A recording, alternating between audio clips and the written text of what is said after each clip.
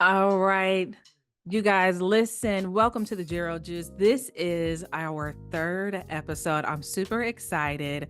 We have come into the month of March. Let me say that. We've come into the month of March swinging and kicking. I'm excited because not only is it National Kidney Health Month, yes, write that down, but it is also Women's History Month. And I'm so delighted today to be in the company of a complete rock star who is making history.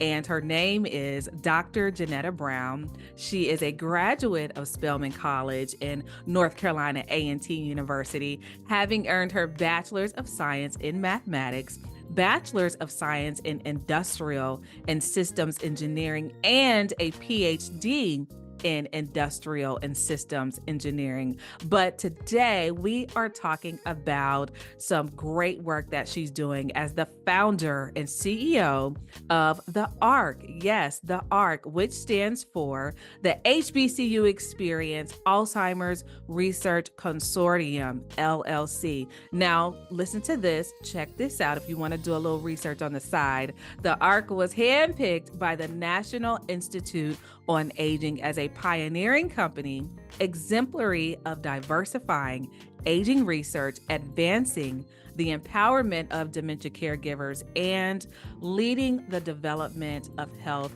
technology. Y'all have no choice but give a warm welcome to my guest today, Dr. Janetta Brown. How are you? I'm doing well. Thank you so much for the invitation and for having me. Absolutely. Listen, we just got through talking off air, and I'm in Atlanta. She's in Seattle. We know it's a big difference of time and weather and different things like that. But if you're here on the Gero Juice, you know it's always going to be hot. I'm going to start off asking you questions about ARC and everything that you're doing with it. Please share with us the mission of ARC and how it addresses the needs of African American families affected by dementia. Sure. Yes, the mission of the ARC is literally to produce culturally relevant, culturally competent resources for Black families impacted by dementia. So I cared for both of my grandmothers who I lost to Alzheimer's disease. And so I've been a caregiver probably since I was old enough and able to help and to assist with caring for them. And so I saw my family struggle to contend and find answers, find solutions, figure out what to do as we notice all these changes in my grandmother's behavior. And Mhm. so the more that I saw that was needed in the Black community, after talking with hundreds of families that were just like mine, I realized, okay, a lot that I've picked up going through school, earning my PhD, trying to create health tech for caregivers, I knew I could take my own lived experience and what I noticed was missing in the industry, missing in the healthcare system, missing in the community, Mhm. and kind of put it together and package it in a way that would help other families that are just like mine. Wonderfully said. And, on this journey, dating back to the beginning of, you launching such an impactful initiative with the ARC, what, I'll say this, what are your feelings from start to finish? I'm not going to even say finish. You haven't finished, but what have Mhm. been like your feelings like from the start up until now? I had a friend ask me a really inspiring question, Mm-hmm. and it was something around, how do you know when you've really started? How do you know when you started your business, when it's really happening, when you've Mm-hmm. gotten things off the ground? And honestly, I've gone through so many different phases. One of just having the idea and knowing Mm-hmm. that I'm really on to something. I've won awards from the National Institute on Aging and the National Right. Institute on Health. So I Yeah. knew I was onto something, on the right track. Mm-hmm. But then going from research to entrepreneurship was such a big leap. There's so Mm-hmm. many unknowns. There's a lot of things that I'm doing for the first time. And so Right. I want to say the next phase was even accepting that I was a CEO of something. Like, what does that mean? Do I truly believe in myself? Does Mm-hmm. everyone else believe in what I'm doing? Will I be able to find help? Will families take to what I'm trying to offer? Am I, Mm-hmm. keeping my thumb on the pulse of what our community needs? And Mm-hmm. so, honestly, my feelings are definitely, I go through different phases. I Okay. want to say in 2022, that's when the LLC was formed. Okay. I, took that leap and I said, I'm going to do this. 2023 taught me to let go of imposter syndrome, to, truly hone in on my passion and in Okay. giving back to the community and helping others. And then 2024 taught me how to find my voice. And so I started a few different initiatives and Mm-hmm. asking for help, finding the right people to help this thing get off the ground. It Mm-hmm. was all a bit scary, but I look Mm-hmm. back now and I'm just like, that's the easy part now. Now I'm Right. moving on, it's always a new milestone. So those are my feelings around it. It's different phases, but I Yeah. see my own personal growth too. Wonderful. And I'm going to ask you something as it relates to the Black community. Many people in the Black community see dementia, I would say, as an inevitable part of aging. And I want to know from you, how does your work challenge that perception? And what steps can families take to reduce their risk? Honestly, I want to say that might be one of the biggest misconceptions to dismantle Mm-hmm. because dementia, it's not a normal part of aging. Mm-hmm. Dementia is almost like a result of several years, decades even, Mm-hmm. of other chronic illnesses or trauma or stress or other environmental factors Mm-hmm. that have affected our bodies, affected our lifestyles, Mm-hmm. and we've gotten to the point where now it's impacting our brains. For Mm-hmm. instance, with our diets or Mm-hmm. with other chronic illnesses, generational diseases that we are known to have throughout the Black community, like Mm-hmm. hypertension or high blood sugar, diabetes. Mm-hmm. If we continue to just manage these chronic illnesses, if we continue to stay stressed out and not have the right tools to Mm-hmm. help ourselves decompress throughout the day, over time, that's what ends up wearing and tearing on our bodies, on our organs, and eventually it impacts our minds and our brains. And so with dementia, excuse me, it's not just about aging, it's influenced by preventable risk factors. So, like high blood pressure, that's reversible. Right. Diabetes, that's reversible. Yes. Chronic kidney disease, your oral health, your eye health, Yes. and your vision, all of those can be managed and optimized throughout our lifetime, long before we ever get a dementia diagnosis. And then Yes. you'll find many times we're misdiagnosed or we're Mm-hmm. not diagnosed early enough to Mm-hmm. really have that time to do anything preventable. Mm-hmm. And oftentimes our diagnoses are not dignified. Okay. We go into the healthcare system and our primary care physicians, they may not have all the answers. They Mm-hmm. may not tell us everything that we need to know. Mm-hmm. And so through the programs that we offer at the ARC, Mm-hmm. we educate families on how these chronic diseases impact or increase dementia risk. Okay. And so by managing or making like lifestyle changes, participating in screenings, participating in research, that's how we can drastically reduce the likelihood of dementia developing in the first place by kind of tackling those reversible risk factors. Yes. That's how we can reduce our risk of ever developing dementia at all. Okay. And even stopping right there, talking about chronic disease, I don't know if you're like me. I feel like every time I'm talking about health, I'm talking about cardiovascular health, some way, shape, or form, chronic disease has to be put on the table. And I always think like, oh my goodness, I know they're getting tired of me. I sound like a broken record. Like, get your steps in, get your exercise in, eat right, eat healthy, watch this, watch that. But what you said is so key. because these chronic diseases and our um neglect, how we've neglected ourselves in some areas, when it relates to chronic disease and oral health, it does increase our risk of dementia. But a lot of people do not know that.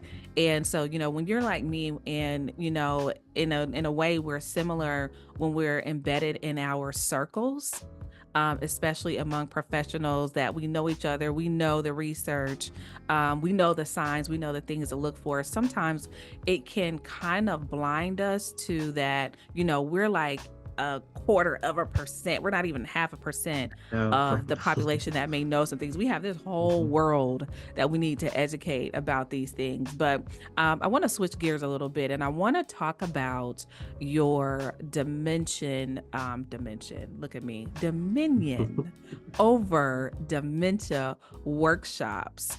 And you shared with me that they've had a significant impact, but I want you to walk us through what attendees can expect from these workshops. Are you talking about chronic disease in these workshops? Yes. So Dominion over dementia, that's actually why I named it Dominion over dementia, Oh. because I feel like once we understand, you know, a diagnosis of, let's say, high blood pressure, that's not forever. We don't have to Mm-hmm. stay on medication forever because in Nope. many cases, these medications have side effects of their own. Mm-hmm. And so, that's one thing that attendees can expect to learn, right? There Mm-hmm. are so many ways that we can reclaim our health and do it naturally and come Mm-hmm. off of these medications. I'm sure we have a mutual colleague. He's a pharmacist who specializes in de-prescribing and taking Yes. us off of medications that could potentially be harmful to our brains. And so Mm-hmm. putting all of that together, I'm just like, oh, there's so much information that we don't know and that doctors don't tell us, that Mm-hmm. pharmacists don't tell us, that Mm-hmm. nurses don't tell us. And Mm-hmm. so that's part of what's uh, at the core of the Okay. Dominion over Dementia workshops, because besides just incorporating discussions on risk factors and Mm-hmm. prevention, we talk about caregiver Mm-hmm. techniques, mental health support, self care. Mm-hmm. I definitely take the time to highlight everything that's modifiable that we Mm-hmm. can take control of now Right. instead of waiting until it's too late, instead Right. of waiting until we get that dementia diagnosis, because at Mm-hmm. that point now it's just, how do we optimize our quality of life, while we still have our loved ones. And now Mm-hmm. it's like, okay, especially for me, having dementia on both sides of my family, Mm-hmm. having lost both grandmothers, I'm like, okay, Wow. what am I doing now to prevent myself from going down that same trajectory? Yeah. So these workshops, what I do incorporate, the attendees don't just hear from me. They hear Mm-hmm. from several of my colleagues who are also African American, who specialize across the spectrum of health to give those key takeaways, key strategies, key Mm-hmm. tools that caregivers can take with them and implement immediately Yeah. in their everyday lifestyles and how they care for their loved ones. Wow, you said so much. And then I just want to ask you, so what are you doing right now in your life, to prevent, as much as you can, do what you can to prevent, dementia from developing in late life? What does that look like for you right now? For me, let's see. One thing that I had to definitely practice what I preach. Okay. I Okay. do exercise every day, whether Mm-hmm. it's just going outside and Mm-hmm. going for a walk Mm-hmm. or following I try to find something fun on Fun. maybe YouTube Yeah. that I'm being led through cardio workout, some kind of, Mm-hmm. like a 3 mile walk, but let's make it fun. It's like a mashup between cardio and Zumba and stretching and just anything that I enjoy. I even signed up for, I think it was like a boxing fitness class. Just Cool. finding anything that I enjoy doing, that it doesn't feel like a chore, that I don't dread having to Yeah. incorporate in my day. That's literally the easiest thing that I have been able to do on a daily basis. to just take those steps towards preventing the development of dementia in myself. I'm Right. also pretty conscious of what I'm eating, Yeah. making sure I get my vitamin D because Yes, that's here it. in Seattle it's so cloudy and just Yeah. rainy. There's so many benefits to a lot of different vitamins and minerals that many Mhm. of us are might be deficient in. And now I'm actually trying to get better at actually seeing my primary care physician. I'm one of those people who won't go unless something is drastically wrong. You're not alone. You're not alone. But But yeah, it's go ahead.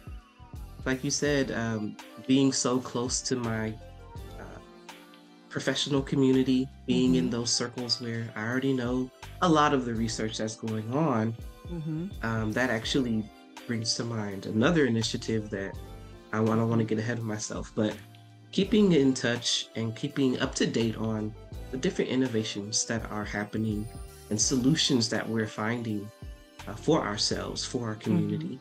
Okay.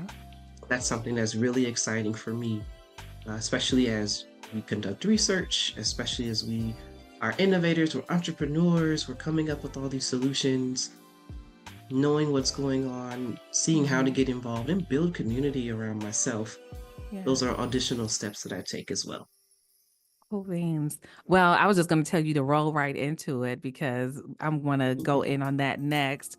Let's talk about research with roots. What is it? Number one, what inspired you to create the Research with Roots initiative? And how does it bridge the gap between research and the Black community? Research with roots, it is hopefully just as it sounds. It's a way to bridge that gap between the Black community and Black research teams or research studies that are led by Black principal investigators. Mhm. What I know for a fact is that the level of participation in research studies among or within the Black community is very low Mhm. in comparison to our counterparts. Mhm. And rightfully so. We have a history of being mistreated, experimented on, to say the least. And so I Mhm. know we're in that process of rebuilding trust and kind of sticking our toe in the water to see, well, why should I get involved? Why should I trust people all of a sudden? Mhm. And what I say is that innovation is going to happen with or without us. Mhm. All of the policies, all of Mhm. the pharmaceuticals, all of the Mhm. technology that's coming out, to name a few, Mhm. has to reflect our needs, our Mhm. voices, our Mhm. challenges, because we'll be expected to use all of these things. We'll be expected to Right. comply with the standards and the rules that are out there. But what we're already finding is that a lot of this was never based on our data, never included us in Mhm. the first place. Mhm. We've been structurally excluded from all of Mhm. these opportunities. Mhm. But because I know so many brilliant African American researchers, innovators, and leaders, well, now I'm saying, well, if we're going to get involved, Mhm. if we're going to stick our toe in the water, let's Mhm. work with people who look like us. Let's work with the Black researchers. In Mhm. fact, my mom said something very key just a few weeks ago. She said Mhm. something like, the way we support Black owned businesses is the Right. same way we need to support Black researchers. And I Mm. wholeheartedly agree. I remember getting my first job in tech. I Mhm. signed up for a research study that they had going on because Okay. their cameras were not picking up on darker skin tones. When you could Mm. use like teleconferencing and Zoom and different cameras Right. throughout the conference room, Right. their technology was not picking up on darker skin tones. So I said, oh, of course I'm going to sign up. I know the Yeah. importance of my contribution and, Yes. being a part of something like that. So I sign up and I walk over to the study site where the experiments and everything were taking place. Okay. And I knock on the door. And as soon as the team opens the door, it's a bunch of white guys. Okay. They look at me and they say, oh, yeah, you'd be perfect for this. Okay. Exactly. I see the look on your Okay. face. Right. Hmm. immediately I felt mishandled. It felt Yeah. like mockery. Yeah. It felt like, oh yeah, you're definitely dark enough for this study. Right. And in my mind, I'm like, I know that my contribution, I had to remind myself why I was there, but immediately I felt mishandled. Yep. And so there's a way that we can reduce the probability of being mishandled and spoken to any type of way. And I feel like Yeah. when we go to work with our own people, that is, you get a totally different interaction. You'll get the respect. You're more likely to be talking with someone who's probably going through the same challenges, just being Black in America that we all are. And so Right. there's so much about it feels like a family reunion when I'm conducting I studies like and I that. have African American participants. Mm-hmm. I can even speak from a researcher's perspective. I've been in hundreds of people's homes to enroll them Mm-hmm. in different clinical trials I've been conducting myself. Mm-hmm. And you'll have different families who will say very racist things to me. Even if I knock on the door, I arrive and it's time for the study to start or the enrollment to start, they're shocked. And it seems like they're surprised that a Black person is the manager of a clinical trial. They're surprised that a Black person is Dr. So and so. Yes. And even this was as of maybe 2021. So Mm-hmm. this is recent. Like it's still Mm-hmm. very That's prevalent fresh. today, still fresh. And so for me, I'm thinking, okay, as a researcher, Black researchers should not struggle to find Black participants, and Black participants are more likely to have a much better experience if they work with African American led research studies. So that's kind of how research with groups was born. And Okay. that's what it is literally an opportunity for Black research teams to pitch or present their research study Right. as an opportunity for the Black community to enroll and to participate. Participate. Family reunion style. It's Love it. engaging, it's fun, and I do help coach researchers on how to Good. present in a way that is relatable to your everyday person. Because Good. a lot of folks don't want to sit through 2 hours of scientific jargon. And so Right. I And they don't figured, understand it. right. They're not understanding it. I had this conversation with someone recently when we were talking about, presenting your study and, talking about the process, especially when you're talking to the audience that you need. You're talking to possible participants in your study. Even when you're talking to researchers, you'll find it so amazing how you understand the language, but you understand it better when it's delivered. Number one, when it's culturally appropriate. Number two, when it's probably at like a fifth grade level. Yep. I get it.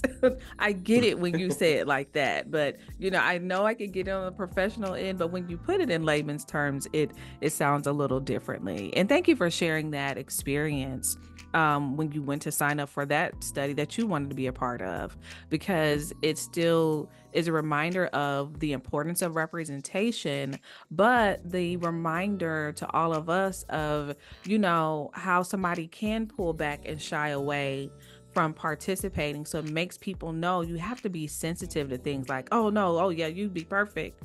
Yeah, but now I seem like a guinea pig. Yeah. And I seem like I don't think that you're even putting on the lens of cultural appropriation. You're not going to be sensitive because you see it as she has something that we need. And I know she's Hmm. going to give us what we need. So thank you for sharing that. And I'm going to stay right here. We're talking about research, but I want to tie in research, with the family, the Black family again. And I want to ask you right here, how do you ensure that research findings and medical advancements are accessible and culturally relevant for Black families dealing with dementia? I want to say the first part of that is just like you said. Hmm. One, firstly, making complex research understandable. Mm-hmm. through culturally relevant language, storytelling, making it relatable, and showing people the power of their participation. I think a Mm-hmm. lot of participants, or just the general public, they don't realize that the research study doesn't happen without them. If it's Mm-hmm. human subjects research, where you're working with individuals, working with families, it doesn't happen without them. I actually Mm-hmm. have a YouTube video out where I talk about the power of our participation. And there's so many different ways that families can engage with researchers and research Mm-hmm. teams Mm-hmm. in that leadership advisory sort of role, whether Mm-hmm. it's through joining an advisory council, Mm-hmm. being a part of a focus group, being a part of, I want to say, I'm trying to remember what it's called, but it's a role where you literally advise the researchers on how the study should even be designed to Mm-hmm. attract people, to get the answers that they're looking for. Really, the researchers are relying on us, relying Mm-hmm. on the community to tell them what to do and how to do it. Mm-hmm. The second part to that is when we partner with Black researchers who have that vested interest in the community, Okay. we're able to increase that representation and build that relationship where now we understand what's going on, we understand what our contribution really means. And so Mm-hmm. once the data is collected and it's analyzed and we have the results, Mm-hmm. Research with Roots, for instance, could be that platform where, hey, you all remember when we had Dr. So and so talking about breast cancer screenings, and we had Dr. So and so talking about how to improve our quality of sleep. The Mm-hmm. studies have been conducted and they'll be presenting the results, right here. So for those who were a part of it, now you'll get to see what happened with your data. Now you'll get to see kind of where you fit in with all the other folks who participated as well. Now Mm-hmm. you'll get to see what solutions have been extracted from the advice that you gave, or just from sharing your experiences or sharing your challenges. And so the third piece, I would say, is through using the right messengers, using trusted messengers. So Sure. now that we've made the connection between the Black community and Black researchers, Mm-hmm. we've built that trust, we've Mm-hmm. participated. Now we Mm-hmm. see, what became of our participation. Mm-hmm. Now we have this new ecosystem, this new community where Mm-hmm. we understand the full spectrum, the full workflow of how research truly works, where our Right. information is being published, where our information is being presented. And Right. honestly, I'm trying to bring it back and have it presented right back to the community, all in that same flow. So I want to say through those three pieces, that's how Okay. I'm ensuring that these research findings and advancements are accessible and they're Yes. culturally relevant because we got involved. Right. Right. Thank you for that. And as we look to the future, I want you to tell our audience, what are your goals for the ARC? What are your goals for research with Roots, Dominion over dementia? Like, where do you see the biggest opportunities for impact? Like, what do you see? Let us know what your vision is.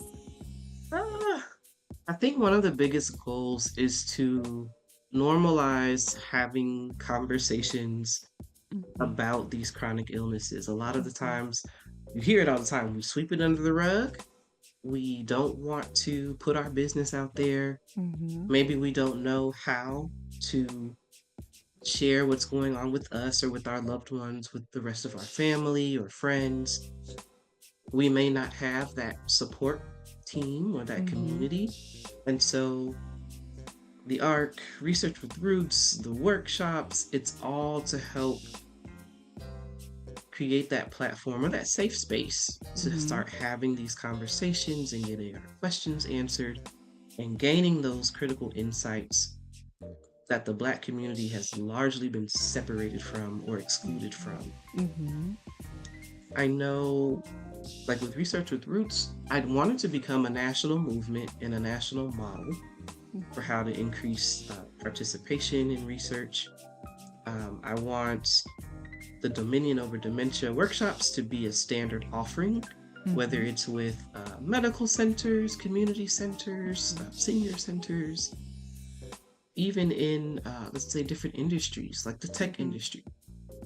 A huge portion of caregivers in the United States still work full time. They still Yes. juggle and try to balance a caregiving and a career. Yes. But I don't want, ultimately, my vision is for our community to be thriving and for us to reclaim our health. I think Mhm. once we understand high blood pressure is not forever, Mhm. diabetes is not forever, Mhm. chronic kidney disease, like all of these are modifiable and they never Mhm. need to, over the, as years go on, take that toll on our bodies to where now we're having to face the reality of a dementia diagnosis. So yeah, to just tackling all these issues at the root and the root Mhm. cause head Mhm. on, unapologetically, and letting people know all the real information that they need and how they can find these solutions and find these answers. Perfect. I'm on board. I know my listeners should be on board. If you know me, you've been following me, you've been listening to me. Everything you said resonates with the aging world, with the healthy aging wellness world. You've dropped so many gems today, and we cannot end this without you letting our audience know, how can they support your initiatives, whether it's participating, spreading awareness, or even advocating for change in their own communities. Like, give us the 411 on what they can do. Yes, it's all of the above. Certainly book a Dominion over Dementia workshop if you haven't already. Okay. Are these all virtual or in person or Yes, they're hybrid. So okay. actually, with the workshops, those are in person. Okay. Research with Roots is hybrid. And Okay. so, in fact, as I have gone throughout the community to raise awareness, the older adults have told me, if you host this in person, we will come because we want somebody else to do all the Zooming. We don't want to get on Zoom. And so I took that information, I took it to heart, giving the Okay. community what it needs. So now these are hybrid, in person and on Mhm. Zoom. And I'm trying to think. If you connect with, you can certainly connect with us on LinkedIn Mhm. and follow us on Instagram at the Okay. arc underscore dementia. Amazing. Hand claps to you for everything that you're Thank you. Thank you. doing, Dr. Brown. I'm amazed. Like I said, everything you shared was awesome. Not just for seniors. I want everybody to get this through their heads is that this information, it's not just for older adults, it's not just for caregivers, it's for everybody. Because look, number one, we're all aging. Number two, we're all aging differently and with different resources.